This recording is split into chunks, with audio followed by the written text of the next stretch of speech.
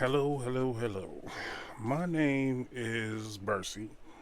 For all of you who don't know, for my digital remix video, I'll briefly discuss what I'm writing about for my research project. I gotta say that I probably made this project a little too close to home. Probably put a little bit too much information that I probably shouldn't have. I'm gonna have to go back over that. But anyway, this is uh, a brief look at the history of New Orleans through the lenses of a black person. Start with how hurricanes affect the black community in the city. Now, for people living in the low-lying areas of the city, we know if a serious storm is coming, the lower Ninth Ward, Gentilly, the Seventh Ward, and the entire east side of New Orleans. The entire east side is the upper Ninth Ward. It would flood because of levee breaches.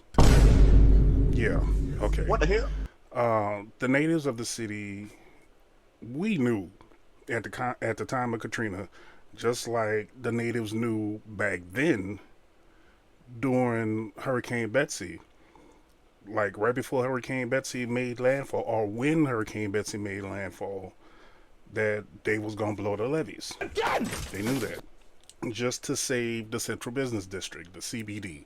That's where 80%, I'd say 80% of the city's revenue comes from, like in French Quarters, downtown, and all the rest of that. As if the rest of the city freaking not that important around this month. Hey, bro, come on now, dog. Come on, man. It's ridiculous.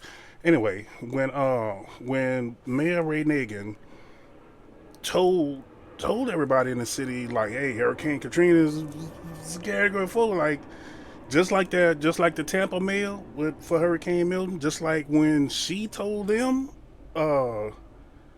if you stay, you're gonna die. If you choose to stay in one of those evacuation areas, you're gonna die. Well, Mayor Ray Nagin told us the same thing about Katrina. Like if when Katrina hit and you didn't leave, you was definitely gonna die. Like, in all honesty, like, I'm not gonna lie, as a New Orleanian, we looked at him crazy. What did he say? Like, when he said that. But to evacuate look at it this way.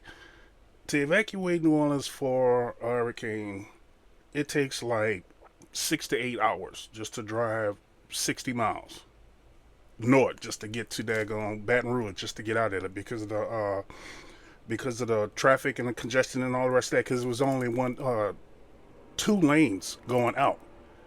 So it took a long time to get out. And that's if you knew somebody with a car.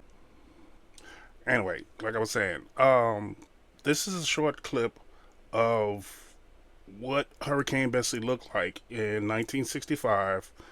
Tell me what looks familiar to you. Like, notice the same talking points in this video as they show white people surviving wandering into stores, only to later state that the military guards are at the ready to prevent looting, and then 4 seconds later show black people with groceries in their hands trying to survive just like everybody else. So take a look. Well, it sounds eerily familiar. Levee breaches during a hurricane that sent water pouring into the lower Ninth Ward, parts of Gentilly, the Seventh Ward, St. Bernard Parish, and New Orleans East. And we're not talking about Katrina, though. This was Betsy.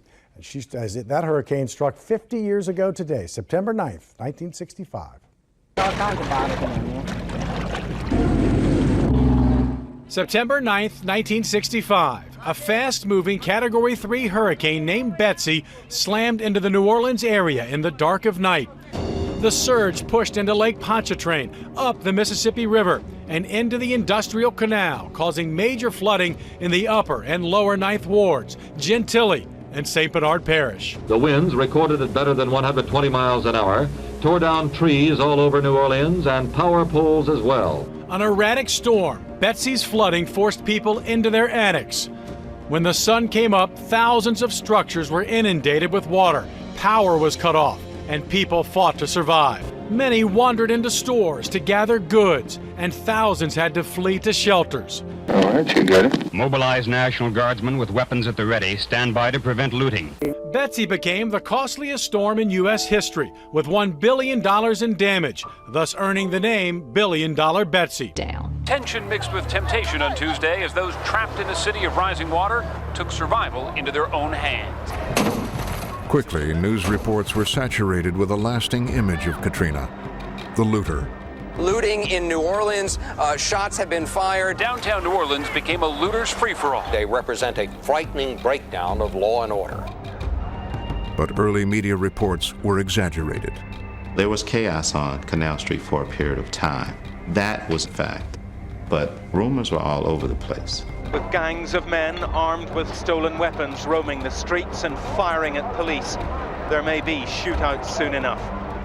Stories now known to be untrue were told by the highest-ranking NOPD officers. The sniper started shooting at my SWAT team in a fire truck.